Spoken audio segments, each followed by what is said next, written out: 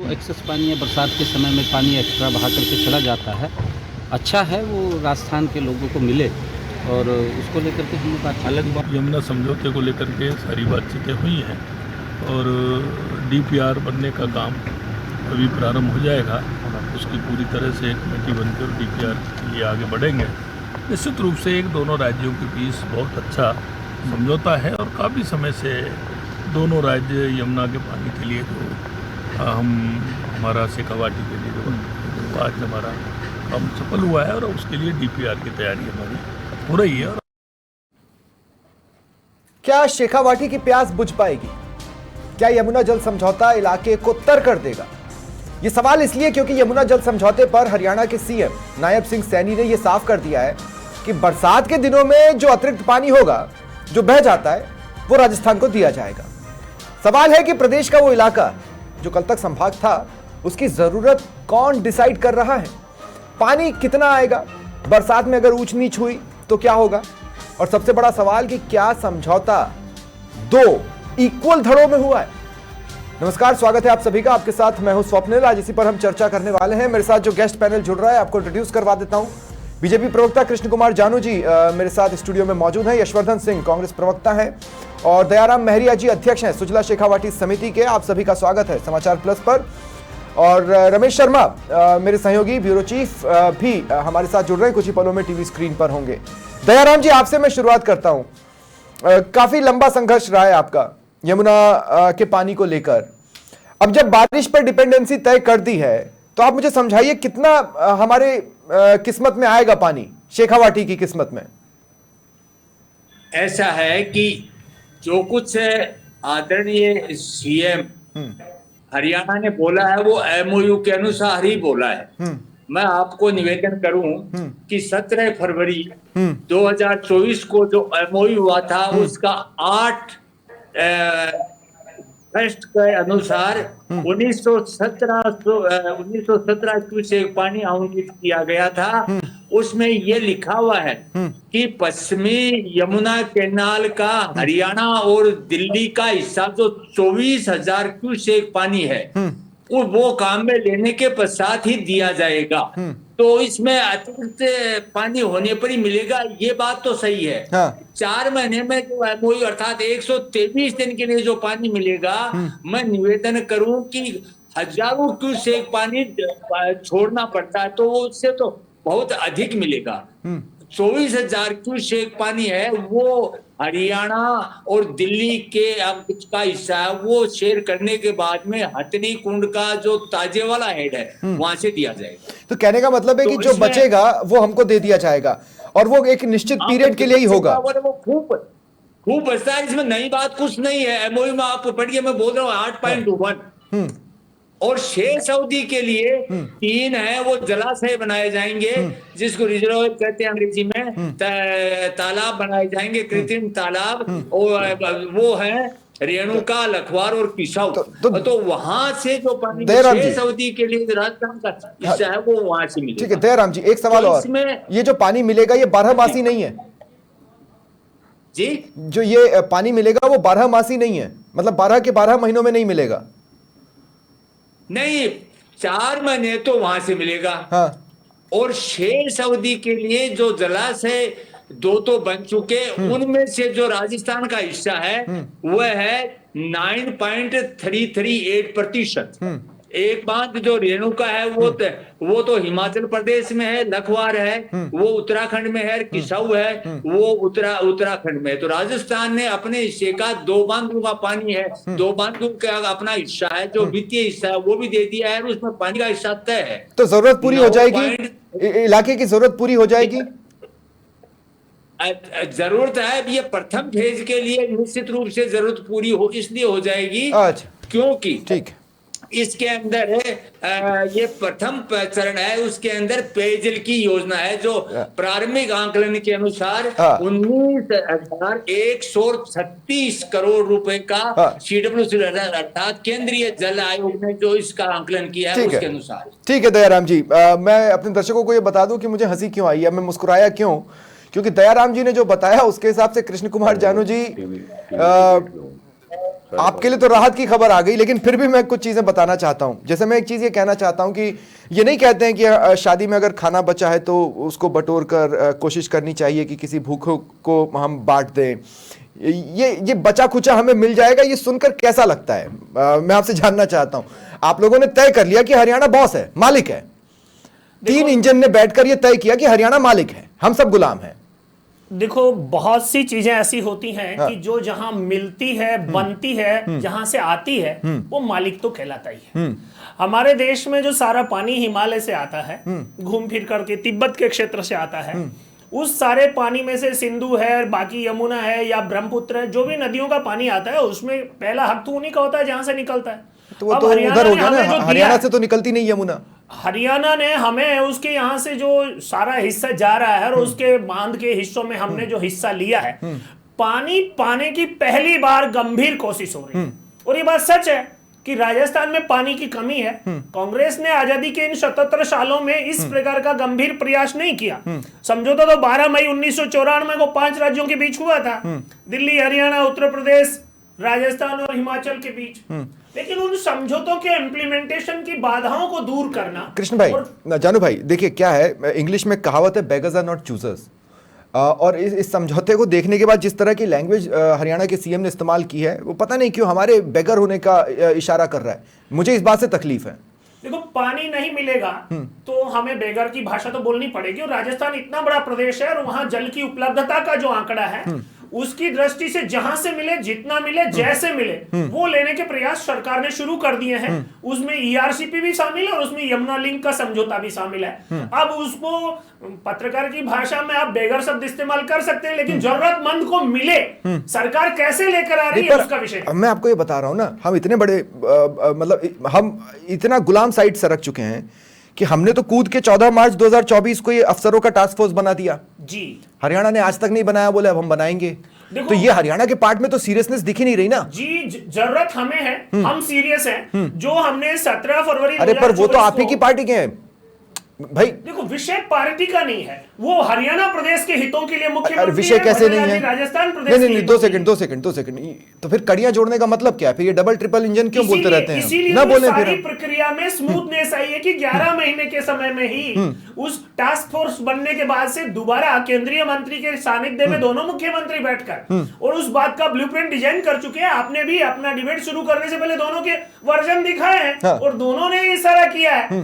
हमारी जरूरत ज्यादा है, उनकी जरूरत कम है, तो उनकी भाषा उस प्रकार की है, हमारी भाषा पाने वाली है, निश्चित रूप से उस प्रकार की। ठीक है, मैं यशवर्धन जी आपको डिबेट में शामिल कर रहा हूं। और यशवर्धन जी देखिए क्या है, देखिए खुशखबरी तो है, इस बात से मैं इनकार नहीं कर सकता, लेकिन कभी कभी खुशखबरी में कभी कोई एक छोटा सा हिस्सा वो मलाल रह जाता है। वो मैंने जाहिर कर दिया, वो मेरा मलाल था, वो कांग्रेस का मलाल नहीं है। कांग्रेस का मलाल क्या है मुझे वो जानना है।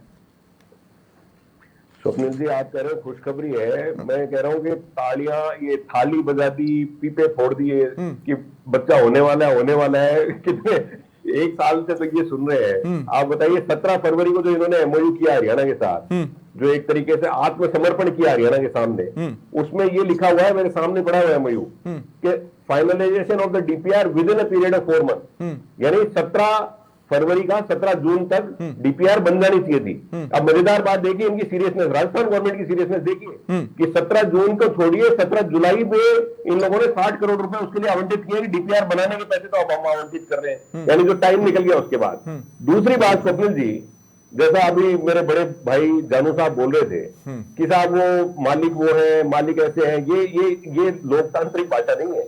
असल में 1994 में यशवर्धन भाई देखिए क्या है कि दवा का कड़वा घूंट है, लेकिन सच्चाई यही है। नहीं तो ये तो कब का सॉल्व हो चुका होता, कब का सॉल्व हो चुका होता। इसका मतलब स्वप्निल जी, रूल ऑफ लॉ नहीं मानते या कोई कानून नहीं मानते, क्या नहीं मानते? आप बताइए। पहली बात मैं क्लियर कर देता हूं दर्शकों को कि ये 5 राज्यों के बीच जो समझौता हुआ, ये पीवी नरसिम्हा राव की कांग्रेस गवर्नमेंट के वक्त हुआ। उस वक्त 2 राज्यों में कांग्रेस गवर्नमेंट थी, 2 राज्यों में बीजेपी गवर्नमेंट थी, 1 राज्य में समाजवादी पार्टी गवर्नमेंट थी। पर उसमें तो राजस्थान को कुछ मिला ही नहीं। नरसिम्हा राव के टाइम से अब तक राजस्थान को मिला क्या? तो उस समय बाकी मालिक हो गए, गुलाम तो आप लोगों ने तब से बना कर रखा है। अच्छा वो आपने मुझे याद दिला दिया कि एक समय तो गुलाम आप भी ट्रीट कर चुके हैं राजस्थान को। राजस्थान का नाम इस डीपीआर में आना एक आश्चर्य है कि 260 किलोमीटर दूर है यमुना राजस्थान से, कहीं से भी अड़ती नहीं है, फिर भी राजस्थान को उसमें रखा गया। ये एक बड़ी बात है। हमारे पास एक पैर रखने को जगह मिली। सर वही हो गया ना कि बचा कुचा हमारी तरफ ऐसे सरका दिया, ये तो बात तो वही हो गई ना। क्या सरका किया तो आपने भी वही। 1917 क्यूसेक, सुनिए 1917 क्यूसेक पानी उस वक्त तय हो गया। और एक बात और बता देता हूँ, जो दादागिरी की भाषा जो बता रहे हैं, उसमें जो मूल समझौता है उसमें प्रो राटा बेसिस पे बात हुई थी कि सबको प्रो राटा बेसिस पे पानी मिलेगा। अगर किसी साल पानी कम आएगा तो ऑन एन एवरेज सबको पानी कम मिलेगा। ऐसा नहीं है कि हरियाणा से होके गुजर रही है तो हरियाणा कह देगा साहब मैं तो दिल्ली को नहीं दूंगा, उत्तर प्रदेश को नहीं दूंगा। 2 सेकंड तो आप ये कह रहे हैं कि अगर ऐसी कंडीशन आती है तो उस समय अतिरिक्त कुछ होगा नहीं तो मिलेगा नहीं।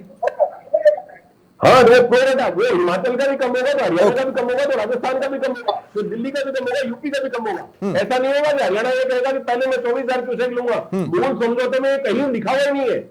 ये पूरा उल्लंघन किया इन्होंने, आत्मसमर्पण कर दिया। मूल समझौते में क्या है मुझे दिखा दीजिए। ठीक है, नहीं लेकिन फिर भी यशवर्धन भाई देखिए, मैं खुद भी नेगेटिव हूं, आप मुझे जानते हो, मैं अच्छे से अच्छे इशू में मैं नेगेटिव हो जाता हूं। लेकिन प्रॉब्लम क्या है जो मुझे समझ में आ रहा है वो ये कि कम से कम इतना सफर राजस्थान ने इतिहास में अब तक कभी तय नहीं किया।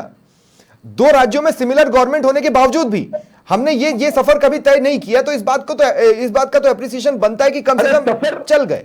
सफर कागजी चल रहा है अभी भी। हाँ, 17 फरवरी को इन्होंने एमओयू किया। हाँ, 17 जून तक डीपीआर बना दी गया। ठीक है, बजट ही जुलाई में दिया इन लोगों ने। ठीक है, नहीं थे। अब दिसंबर जनवरी आ गया, ठीक है, 1 साल हो गया, उसमें लिखा हुआ विदिन 4 मंथ। ठीक है, ठीक है। रमेश भाई मैं आपसे पूछना चाहता हूं कि जिस बड़े लेवल की खबर बीजेपी को यह महसूस हो रही है, उस बड़े लेवल की खबर के हिसाब से तो सीकर इलाके में, अब तो मुझे शेखावाटी बोलना पड़ेगा क्योंकि अब सीकर संभाग तो है नहीं, तो ये जो शेखावाटी का इलाका है, मैं आपसे ये पूछना चाहता हूं क्या ये दिवाली मननी शुरू हो गई? मतलब एडवर्टाइजमेंट तो इसी तरह से हुआ है ना? देखिए स्वप्निल, मैं आपको बताऊं, राजनीति अपनी जगह, बीजेपी के लोग अपनी बात करेंगे, कांग्रेस के लोग अपनी बात करेंगे, लेकिन एक पत्रकार होने के नाते मैं कुछ अपने समाचार प्लस के दर्शकों को भी बताना चाहूंगा, एक सत्य है उसका भी मैं अवगत कराना चाहूंगा। स्वप्निल भाई, 2 दशक से शेखावाटी में इस तरह यह राजनीति हो रही है कि सब पानी आ रहा है, यमुना का पानी आ रहा है, बहुत जल्द पानी मिलेगा। और सबसे बड़ी बात है कि झुंझुनू में तो इसको लेकर बड़ी राजनीति हुई। कई राजनेताओं ने अपने राजनीतिक जीवन में केवल पानी को लेकर ही ये चुनावी मुद्दा बनाया। कई राजनेता ओला का नाम लेते हैं ना, कहाँ कुछ जा रहा है, विधायक भी बन गए। अब भी जो बात धरातल की जो सफल भाई है वो ये है कि निश्चित रूप से अगर समय रहते, देखिए अभी भाई लोग बता रहे थे समय रहते, ये कह रहे हैं कि एमयू टाइम पे नहीं हुआ, एमयू हो गया तो 4 महीने निकल गए, लेकिन मैं ये कह रहा हूं कि अगर समय रहते, अगर ये यमुना का पानी यहाँ पहुंचता है शेखावाटी में, तो निश्चित रूप से ये कहा जा सकता है कि ये अमृत का काम करेगा। देखिए सफल भाई, शेखावाटी वो इलाका है, झुंझुनू में डार्क जोन बहुत है। सीकर जिले में कम से कम भी 5 विधानसभा क्षेत्र ऐसे हैं जो डार्क जोन में है, जो पीने का पानी नहीं है। खेती की सिंचाई की बात अलग से करें, पहले सबसे पहले लोगों को पीने का पानी मिले। और निश्चित रूप से मैं तो ये कहूंगा, फर्स्ट फेज वही है यमुना जल समझौते का, पीने का पानी। मैं सबसे पहले तो लोगों को पीने का पानी मिले। आज हालात ये हैं, सारे लोग हैं जो मेरे परिचित भी हैं, लंबे समय से मेरे साथ है, के भाई भी मेरे साथ रहा। कहने का मतलब ये है कि सबसे पहले तो बिना राजनीति शेखावाटी के लोगों को पीने का पानी मुहैया उपलब्ध करा दो भाई। इसके बाद की बात है कि आपके पास कितना पानी बचता है सिंचाई के लिए, कितना बचता है, कितना नहीं बचता, लेकिन एक बार सारे इलाके में अच्छे से पीने का पानी मिल जाए। अब बात रही है कि कितना पानी मिलेगा, कितने पानी की आवश्यकता है, तो सबसे पहले तो यह है कि अभी डीपीआर बने, इसके बाद उस पर काम हो, इसके बाद में पीने के लिए लोगों को घरों तक पानी मिले। सिंचाई वाला जो बात है वो मेरे भाई इसके बाद की बात है। लेकिन रमेश भाई मैं एक चीज बता रहा हूँ, नहीं रमेश भाई मैं आपको एक चीज बता रहा हूँ, जब भी डील्स होती हैं या समझौते होते हैं, तो सारे गेस्ट को स्क्रीन पर ले लें पीसीआर, जब भी डील्स होती हैं तो 2 इक्वल धड़े आमने सामने बैठते हैं। तुम हमें ये दोगे, हम तुम्हें ये देने की स्थिति में हैं। क्या हम हरियाणा को कुछ भी देने की स्थिति में नहीं थे? ये सवाल मुझे कचोट रहा है। मैं आऊंगा यशवर्धन भाई, मैं आपके पास आऊंगा, लेकिन उससे पहले दयाराम जी से मैं क्लैरिफिकेशन लेना चाहता हूं। दयाराम जी, थोड़ा सा आप मुझे समझाने की कोशिश कीजिए। मैं ये कह रहा हूं कि हमें कितनी जरूरत है ये तो हम डिसाइड करेंगे ना, कोई और क्यों डिसाइड करेगा समझौते की टेबल पर? चलिए किसी ने किया भी, तो क्या सारे फेज जब कंप्लीट हो जाएंगे उसके बाद हमारी जरूरतें पूरी हो जाएंगी? सवाल तो ये हमेशा बना रहेगा। पहली बात तो निवेदन ये करूं कि जो अंतर्राज्यीय समझौते होते हैं वो ऐतिहासिक, भौगोलिक और पानी के संदर्भ में कहें तो यहाँ पानी की उपलब्धता के संदर्भ में जो 1917 क्यूसेक का पानी क्यूसेक शेखावाटी के हिस्से में देने का निर्णय या एमओयू जो हुआ है वो 1994 में भी इतना ही था। और 1994 से अभी प्रिय यशवंत सिंह जी कह रहे थे, मैं उनको एक बात निवेदन करना चाहूंगा कि 94 से लेकर के 2003 तक एक कहावत है, नापे फाड़े में एक गज, एक कागज पर कुछ नहीं हुआ। 2003 में सबसे पहले ये हुआ कि जब CWC ने ये आवंटन किया कि इतना, उसके बाद में वो लंबी कहानी है, 17 तक उससे नहीं आई। उसके बाद में दूसरी चरण में जब दूसरी अपवर्तन प्रणाली से याद लाने का निर्णय किया गया, अब ये एमओयू हो गया था। हम आज के दिन एमओयू की बात हम करें ऐतिहासिक पृष्ठभूमि में। दूसरी बात जैसे जानू साहब ने बोली कि कोई मालिक वाली बात नहीं है यहाँ पर, तो एमओयू हो गया तो हरियाणा और राजस्थान का जो हिस्सा है वह उसी के अनुसार बात है, वही बात सीएम ने कही है। अब रही बात ये कि वो, मैं तो कहना चाहूंगा कि अंधे को क्या चाहिए, दो आंखें। शेखावाटी सुंदरी पणघट खड़ी उदास, मैंने लिखा है, शेखावाटी सुंदरी पणघट खड़ी उदास, जितने गहरे कूप हैं उतनी गहरी प्यास।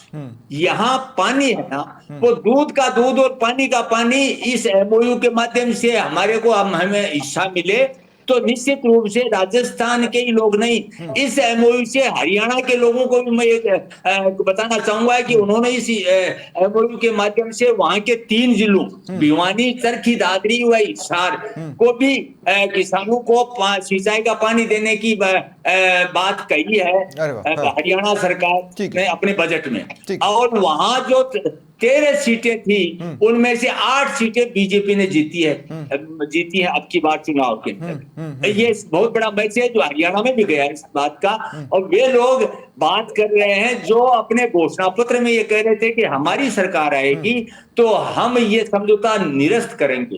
अब हम ठीक है, जो देखने के 2 नजरिए हैं जिसको मैंने इस रूप में देखा। एक मैं मैं ये भी निवेदन करूं, मेरे पास पूरा उसका है, मैं सतत रहता हूं इस संपर्क में कि 4 महीने में डीपीआर बननी थी, वो संयुक्त टीम के द्वारा बननी थी। राजस्थान सरकार के द्वारा बार बार प्रयास किया गया, वहां कुछ राजनीतिक कारण हम सब जानते हैं, चुनाव आ गए थे, ये भी रहा। दूसरी बात, रेलवे लाइन के सहारे, रेलवे की भूमि पर रेलवे लाइन के सहारे ही पाइपलाइन आने का विकल्प भी तलाशा जा रहा है। दयाराम जी मुझे एक बात बताइए, अगर डीपीआर में कोई डेट उल्लेखित है और उस तारीख तक अगर वो काम नहीं हुआ है तो फिर क्या वो समझौता ऑटोमेटिक वो रद्द हो जाता है? इस तरह के डर से तो हम साफ रहे ना, ये इस तरह का डर तो बेजा ही है ना। ऐसा कुछ नहीं है, ठीक है। मतलब वो समझौता है वो रहेगा और वो रेलवे लाइन के साथ विकल्प देखने के लिए, जानने के लिए, विकल्प देखने के लिए ठीक है। यशवर्धन जी हाथ उठा रहे थे, यशवर्धन जी को मैं मौका दे रहा हूं। यशवर्धन जी, मैं ये कहना चाह रहा हूं, देखिए अंधा क्या मांगे 2 आंख, कभी कभी 1 आंख से भी काम चल जा रहा है। दयाराम जी चाहते हैं कि हम इसको मालिक या गुलाम के तौर पर न देखें, बल्कि हम हरियाणा ने बड़ा दिल दिखाया है, वहां के लोगों ने भी बड़ा दिल दिखाया है, इस रूप में भी देखें। आप देख पाएंगे? स्वप्निल जी, ये बड़ा दिल छोटा दिल तो अपन बाद में देखेंगे। आप पहले लोकसभा के पटल पर एक हमारे झुंझुनू के सांसद का वक्तव्य अंकित है। मेरी पीआईएल पर 2021 में 31,000 करोड़ रुपए की डीपीआर बनाकर राज्य सरकार ने केंद्रीय जल आयोग को भेज दी। हमारे सांसद महोदय, पूर्व सांसद महोदय ने लोकसभा में कहा कि 2021 में डीपीआर आ चुकी है 31,000 करोड़ की, हमारे उस पर काम क्यों नहीं हो रहा है, हम विफल क्यों हो रहे हैं उस पर। ये लोकसभा में अंकित है कि नई डीपीआर का कोई मामला ही नहीं था, कोई जरूरत भी नहीं थी, डीपीआर बनाकर भेजी हुई है 31,000 करोड़ की, उसमें कोई कमी बेसी होती तो उसको ठीक कर देते। ये नई डीपीआर का, इसका एमओयू का आवश्यकता क्या थी, मेरे पास समझ में नहीं आ रही। ये डीपीआर कब भेजी गई थी? स्वागत करवाने थे। नहीं, 2 सेकंड, ये डीपीआर कब भेजी गई थी? 2021 में। अच्छा ठीक है, हाँ बोलिए। 31,000 करोड़ की। इनको क्या है, लोकसभा से पहले स्वागत करवाने थे, लोकसभा के चुनावों से पहले स्वागत करवाने थे, इसलिए फरवरी में एक नया एमओयू किया गया जिसकी कोई आवश्यकता नहीं थी। उस एमओयू में राजस्थान ने अपने हाथ काट कर हरियाणा को दे दिए। यहाँ पे और जोरदार बात, ये एमओयू छुपा और लेते हैं। और जोरदार देखो आप, ईआरसीपी का भी एमओयू सार्वजनिक नहीं कर रहे, क्योंकि हो सकता है वहां पे जमीनें खरीदनी है लोगों को। यमुना जल समझौते का भी एमओयू लोगों ने सार्वजनिक नहीं किया, उसको छुपा कर बैठे रहे, क्योंकि उसमें लिखा हुआ था कि हरियाणा पहले 24,000 क्यूसेक पानी लेगा, उसके बाद में बचेगा तो राजस्थान को मिलेगा। तो ये पूरी तरह राजनीतिक लड़ाई लड़ते हैं। 2021 में जब इनके पास सेंट्रल वाटर कमीशन के पास 31,000 करोड़ की डीपीआर चली गई थी, ये 3 साल तक क्यों दबाकर बैठे रहे उसको, उस पर चर्चा करने की। डीपीआर बनी हुई तैयार करी है, नई डीपीआर की जरूरत ही नहीं है। ठीक है, मैं एक चीज थोड़ा सा ऑफ टॉपिक एक बात बोल रहा हूँ। यशवर्धन सिंह जी ने बोल लिया हो तो मेरे को इजाजत हो तो मैं इस बारे में एक स्पष्टीकरण देना चाहूंगा।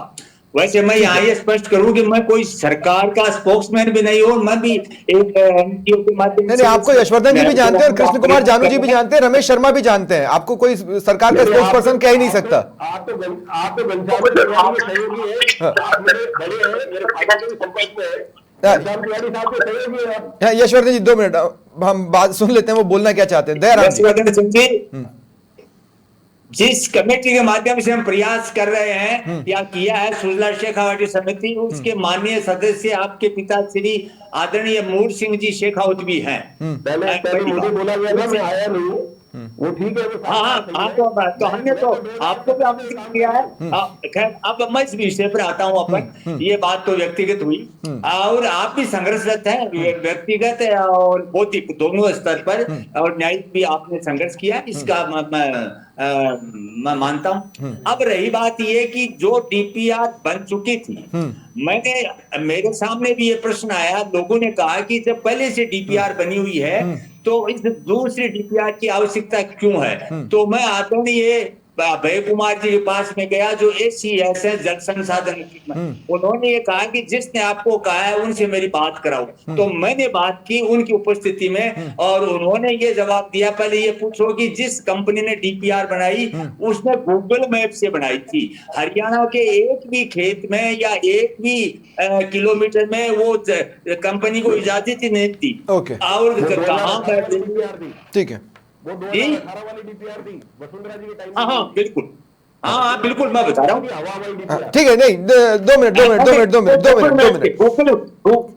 गूगल मैप से बनी। ठीक है, दूसरी बात, उस डीपीआर में हरियाणा ने स्वीकृति नहीं दी। दूसरी बात, अब जो एमओयू हुआ है उसके अंदर हरियाणा का हित भी नियत किया गया, इसलिए वो संशोधित डीपीआर बनना इसलिए भी आवश्यक था। ठीक है, 60 करोड़ रुपए का जो प्रावधान किया गया वो अधिकतम था, उसके अंदर ये नहीं था कि भाई ये इतने रुपए खर्च ही होंगे। ठीक है दयाराम जी, मैं अब आपको रोक रहा हूँ। कृष्ण कुमार जानू जी, मैं आपके पास आ रहा हूँ। देखिए, मैं क्या कहना चाह रहा हूँ कि हरियाणा की ओर से सीरियसनेस नहीं दिख रही। दूसरा यह है कि जब आपने वादा किया था विधानसभा चुनावों में और लोकसभा चुनावों में भी कि हम यमुना जल समझौता करेंगे और उसमें राजस्थान के हक की बात की थी, मैं कह रहा हूं कि अभी तक जितनी भी खबरें आई हैं उसमें हक वाले सेंस में तो हम है ही नहीं, और शुरुआती आपके जवाब भी हक वाले सेंस में आ नहीं रहे। तो ऐसा लगता है कि बीजेपी का सपना शेखावाटी में किसी तरह पानी पहुंचाने का है, फिर वहां किसी एक व्यक्ति के हाथ में वो जो आया हुआ पानी है उसमें से गिलास भर के उसको देने का है, उसके साथ फोटो खिंचवाने का है कि भाई तू पानी पी ले। देखो, शेखावाटी के पानी की घोषणा के संबंध में हरियाणा में कांग्रेस ने अपने चुनाव घोषणा पत्र में क्या लिखा कि हम इस एमओयू को रद्द करेंगे। हमारा प्रयास है कि इस विषय में किसी भी तरीके से पानी को जॉइंट ट्रांसपोर्ट मिशन बना करके लेकर तो आए, ग्लास से नहीं लाना है, या तो नहर या पाइपलाइन। हरियाणा और राजस्थान दोनों जगह डल जाए, पानी आने के प्रक्रिया शुरू हो जाए। अब कम मिलेगा ज्यादा मिलेगा वो बाद की परिस्थितियों का है, कम से कम लाने का स्ट्रक्चर तो बने। कागजों पे बहुत बार डीपीआर बनी, बहुत बार रद्द हो गई, बाद में हम हक मांगने की स्थिति में रहेंगे। हम जिस चीज को हक कह रहे हैं, निश्चित रूप से जब आपके पास कोई चीज पाने का सामर्थ्य है, साधन है, तो ही आप हक क्लेम करेंगे। फिर राष्ट्रीय जल मिशन में आप जाकर बोलेंगे। अभी अगर हरियाणा पंजाब से लाना हो तो हम लाएंगे कैसे? मूल बात है स्ट्रक्चर बने, दोनों सरकारों की सहमति आए, और वो सारा बनने के बाद कितना लेना है, 3 महीने लेना है, 6 महीने लेना है, 2 महीने लेना है, ये बाद के विषय हैं। पहले लाने का साधन तो डेवलप हो और सरकार उस पर सीरियस है। इस 1 साल में जो तेजी हमको देखनी थी वो हमने देख ली। अच्छा, राजस्थान में तो बहुत तेजी दिख गई, हरियाणा में तो तेजी दिखी ही नहीं। अभी तो वहाँ टास्क फोर्स ही नहीं बने, अभी तो डीपीआर पर भी काम होना है, जैसा कि हरियाणा के सीएम ने कहा। लेकिन ग्राउंड पर कुछ चल भी रहा है या नहीं चल रहा है, इस एक क्लैरिफिकेशन को ले लेते हैं, फिर इस डिबेट को खत्म करेंगे। रमेश शर्मा, मैं आपके पास आ रहा हूँ। क्या ग्राउंड पर किसी भी तरह का कोई एक्शन, इनएक्शन नजर आ रहा है यमुना जल समझौते के बाद से? देखिए स्वप्निल, जब ये यमुना समझौता हुआ, इसके बाद में भाजपा हो चाहे कांग्रेस हो, कई नेताओं ने इसका स्वागत भी किया। मैं कहूंगा कि कांग्रेस के नेताओं ने नहीं कहा या बीजेपी के नेताओं ने ऐसा नहीं कहा, लेकिन उस दौरान मेरी करीबन 2 से 3 कैबिनेट मंत्रियों से भी चर्चा हुई और उस दौरान उन्होंने कहा था कि 2025 दिसंबर 2025 तक हमारा प्रयास रहेगा कि शेखावाटी के लोगों को पीने का पानी हम मुहैया कराएं। लेकिन लगता नहीं है कि 2025 में शेखावाटी के लोगों को पीने का पानी मिलेगा। लेकिन मेरा सब एक मानना है कि प्रयास हो, सार्थक हो, और हरियाणा सरकार के 5 जिले, स्वप्निल, हरियाणा सरकार के 5 जिले और शेखावाटी के 4 या 5 जिले, यानी 10 जिलों को सीधा फायदा होगा। मेरा ये मानना है कि तुम लाओ, कहीं से भी लाओ। अभी कह रहे साहब गूगल मैप से डीपीआर बन गई, चलो बन गई साहब, खत्म हो गई, कोई बात नहीं। अब ये कह रहे साहब हम तो रेलवे के पास से लेकर के लाएंगे, लाओ, कहीं से भी लाओ। पर मेरा ये व्यक्तिगत मानना है कि शेखावाटी इलाका वो इलाका है जहां अब पीने के पानी की बड़ी आवश्यकता है। अब रही इसके बाद सिंचाई की, वो वक्त पे देखा जाएगा। लेकिन अब आपने यमुना समझौता कर लिया, उनका एमओवी आप कर रहे हो, डीपीआर पे है, तो आप कम से कम धरातल पे काम तो शुरू करो। ठीक है, क्योंकि आपको 12 महीने हो गए, लेकिन अभी मुझे लगता नहीं कि 2025 में पीने का पानी। कहने का मतलब है कि अगर ट्रिपल इंजन पर गर्व है तो यहाँ का इंजन आप कह रहे हो काम कर रहा है, तो जो सबसे बड़ा इंजन है वो बचे हुए इंजन को ये तो बोले कि भाई तू भी थोड़ी सी गति पकड़। अगर कोयले से चल रहा है तो कोयला जल्दी डाल, अगर बिजली से चल रहा है तो थोड़ा तो स्पीड बढ़ा। यही मतलब है। बहुत बहुत शुक्रिया आप सभी का मेरे साथ जुड़ने के लिए, उस चर्चा में शामिल होने के लिए। फिलहाल इतना ही, नमस्कार।